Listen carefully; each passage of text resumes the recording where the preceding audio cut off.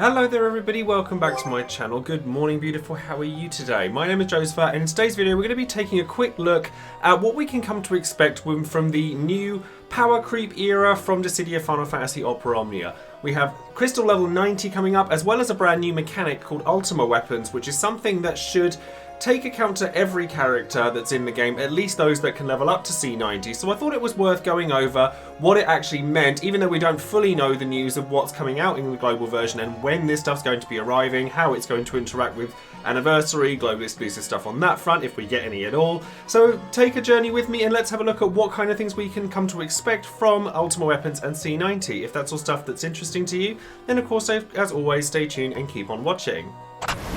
As always, before we get started, don't forget to check out all of my social links down below, including Twitch, where you can come and find me playing Dissidia Final Fantasy Opera Omnia, Final Fantasy 14, and all manner of different kinds of content, whether it be Final Fantasy, fighting games, all sorts of other stuff. It would be lovely to have you, so definitely click on the link in the description box below if you'd like to come and find me on there. Over on Patreon, I do always shout out one of my patrons every time I release a brand new video, and today that person is going to be Goose, who is somebody who has been a follower of mine for a long time, and we've actually gotten to know each other really well over the past year, which is something I'm very thankful for. So a massive shout out goes out to you and all of my other patrons. So thank you very much for supporting this channel. It helps me to carry on doing as I'm doing for as long as I'm able to do it. And of course, don't forget to check out all of the other content creators and resources out there for Dissidia Final Fantasy Opera Omnia, with special mentions going out to Rem over at DissidiaDB.com, Tom Retreat for their fabulous infographics, Medio and Leo Bob for their translations over on Reddit, Dissidia Info, DissidiaCompendium.com. There are tons of resources out there for you if you just go looking for them.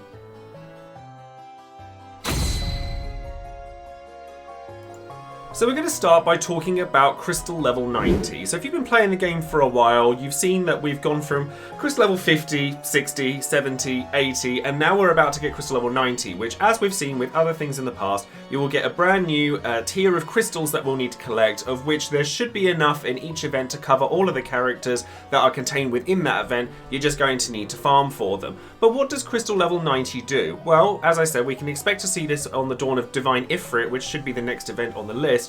And it's basically the same kind of thing as we've seen before. You'll get these crystals, you'll get some additional stat bonuses from being crystal level 81 plus, so that you can get access to level cap increase, so you'll get the stat increase from that. You'll get CP from it, you'll get various different stat increases, but the most important crystal levels you want to be on the lookout for are going to be 85, 88 and 90. At crystal level 85 you're going to get an EX extension, which is basically similar to a rework, if you will, for a character's given EX attack, which makes it significantly stronger. We know we've seen a lot of EX attacks fall off as time's gone on with LDs, BTs, reworks that rework everything but the EX, etc. going forward. So EXs have largely been some of the weakest moves in a player's kit. But from this point onwards, that changes. You know, we should be getting Noel, Sarah, Onion Knight, and Sid from FF7 as the first batch, but this is going to continue as a trend going forward with every event that comes out, where at least one character will get a crystal level 90 awakening and therefore a much stronger EX attack. And you can basically expect a lot more HP dumps, brave cap increases, all of that good stuff, and just a general improvement on EX attacks all around. Crystal level 88, we're going to see the C65 attack, so the AA ability awakened and extended as well. So that's going to do a larger number of things. Most likely going to be brave or HP damage caps for the party if it's support based. Or if it's an attack like Noel's, it will do more damage, it will just give you more stats at the end of it. It just makes it a lot stronger, which, given that it's kind of hard to kind of figure out when to use these, certainly during your Lufenia missions where you don't want to tick the orb down too frequently, it's just going to make it a lot nicer and feel a lot better to use.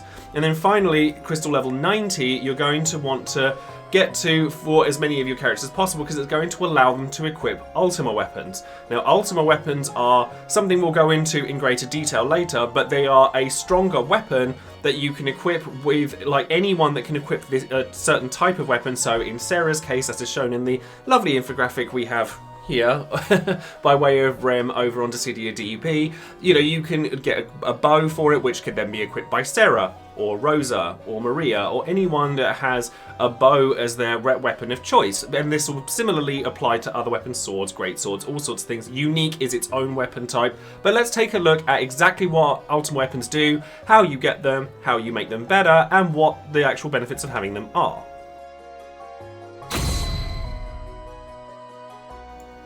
So what is an Ultima weapon exactly? Well, it's kind of what it says on the tin. It's the strongest weapon that is available to you for use within any particular mission. And the stats on them are generally higher than a burst weapon even, giving you all sorts of stats and passives like HP, max bravery, attack, defense, all sorts of extra stuff. But the main reason that Ultima weapons are so much stronger than burst weapons or any other weapon for that matter is the fact that they give you HP damage limit increase and HP damage dealt plus a percentage marker depending on how far along the weapon you are. So the way in which you acquire these weapons is by crafting them and then augmenting them using Ultima cores. Now there are various methods of getting Ultima cores, which I'll go into when we finish talking about Ultima weapons themselves, but you're going to expect to build up one of these weapons over the course of time. So the stipulations that we have for Ultima weapons, and again I will show some lovely infographics here by way of both Tombury Troop and Rem over at DissidiaDB.com as well, only characters that have Crystal level 90 awakened can equip an Ultima weapon. So don't expect to be going back and equipping Machina, your brand new BT plus Machina, who's still at level 80, with one of these weapons, because unfortunately he's not going to be able to do that. But only Crystal level 90 characters can. And basically you get a copy of one of these weapons, and even if you're using two kind of characters with the same type of weapon, you can only have one of those characters equipped with that weapon unless you make a duplicate version of that weapon later down the line so that a second character can use it. Now, as I said earlier, you can have one of these weapons for every weapon type in the game, whether it be bow, sword, dagger, rod, gun, thrown weapon, unique weapon, whip, etc. Whatever you want to decide to work on first, or whether you want to spread out your cores and pick up each one individually, is entirely up to you. But suffice to say, within the first couple of months of these weapons being released, they're very much going to be a win more button. You know, you don't need them, but having, you know, up to 40% HP and HP damage limit on your character or your damage dealer of choice, it's gonna put a lot of work in. It is going to like really elevate your damage, and it is going to make content significantly easier. Like, we know that the C90 era is considered one of the easier times within Dissidia Final Fantasy Opera Omnia, and Ultima Weapons is one of the major reasons why. So how does one acquire Ultima cores for crafting a weapon and augmenting it, and how many of them do you actually need? So there's a couple of ways in which you can get Ultima cores. So as with other kind of resources, Crystal 90, like tier 6 crystals for C90, etc., they're going to be released with events. So you get BT debut banners, which will feature slightly more, as it's been the case with ingots and books, etc. in the past, and then normal events like intersecting wills, lost chapters, etc. will feature a slightly smaller amount. Now, if you have Premium Mog Pass, you can expect to get another 20 Ultima cores from every event. Now, yes, this does mean that people who are paying to play the game will get more than those that won't, but it's not like they're going to be so far ahead of you that you can't get any while they're sitting there with loads and loads of them. It is going to be quicker, but you don't have to do it if you don't want to. And the other way of getting cores is by taking C90 awakened characters to Lufenia missions. So there'll be a menu for Ultima missions that pops up after a while, where you can take characters that are C90 and you'll get cores from them. So you'll get some by raising a crystal level 290, and you'll also get some more by clearing a Lufenia with that character. Now you'll only get it for one Lufenia mission per character. So if you go to a Lufenia mission in the Ultima missions and you take 3 C90 characters, you'll get cores from each of those characters. And then you can't use them again if you can use them again, but you won't get cores from them again if you take them to a different Lufenia mission. So this is designed to help you kind of, or encourage you to spread your characters more widespread than perhaps you had done previously, look at characters you hadn't done before. Or ultimately, you could probably go through some of the Lufenia missions, maybe some of the older ones, and carry a C90 character with a character you know you're going to use so that you can just get the cores from them and then move away. Now, every month, as it says here on Tombury Troop's lovely infographic we have here, you can expect to get 240 to 340 cores without Premium Mog Pass, and then you can elevate that by another 100, 120 or so by having Premium Mog Pass. So it's about a third faster, or about 1.5 times faster, a third to a half times faster. So it will often take you about 2 to 3 months to get a full-blown Ultima weapon. This is because in order to craft the first version of a weapon, you need 50 cores. If it's a duplicate, you need 150. And then for every limit break, as it were, you don't do this with power stones, you do this with more Ultima cores. You'll need 150 for every limit break you get from it, and each one is going to add a percentage of HP damage and HP damage limit to it. So all in all, you'll need 800 cores to finish your first Ultima weapon of a certain type, and then you'll need another 100 on top of that for the duplicate crafting of the first one, so then get to make for a total of 900 Ultima cores that you need for every duplicate. So this then asks the question, do you then spread like your cores evenly amongst various weapon types, or do you hone in on a particular weapon and finish crafting that first?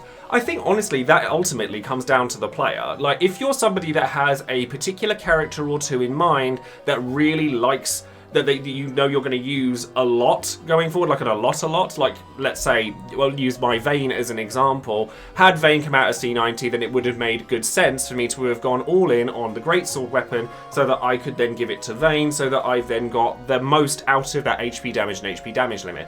Now Vayne's not a C90 character as of this point in time in Global, so he can't be an example for it, but you can see where I'm coming from. If you're somebody that's like looking at perhaps, you know, spreading out your weapons and spreading out the character that you're using an awful lot, then you can ultimately pick up a few different Ultima weapons, maybe work on them bit by bit, spread the love, and do it that way. However, there are some weapons that are more common than others. For example, whips. There are very few characters that actually use them. You've got Quistis, Rydia, Seven, and not an awful lot of other characters that really use whips. Whereas swords, great swords, rods, canes, that kind of thing, they're typically used a lot more frequently. So bear that in mind as well. Perhaps have a look forward into like the Japanese version of the game as to what kind of things you can expect to see, what kind of characters you want to use, and kind of plan your Ultima weapons accordingly. I'm personally going to be looking at doing a sword, greatsword, and the unique weapon type first, because unique actually covers a lot more than you might think. There's a lot of characters that have like unique weapon types, and then sword and greatsword, practically every protagonist in the game uses one of those two weapons, so they're a pretty safe bet. And then also focus on your damage dealers when it comes to them, or at least characters that benefit from HP damage and HP damage limit most. It's all well and good having a character, like every character in your party having an Ultima weapon, but why spread it out when you could focus on a character that's actually there to do damage, as opposed to, say, giving Selphie like an ultimate weapon who isn't going to make as much use out of it as her damage dealing contemporaries, where she's adding to their damage anyway. So just kind of plan around your teams, the ones you think you're going to use most frequently, the characters that you're planning to have C90 earliest, and just think about how you personally would get the most out of an Ultima weapon. There is actually another mechanic that comes with Ultima weapons, though whether it comes out on launch for us or whether it's delayed a little bit, it remains to be seen, and that's the ability to refund an Ultima weapon.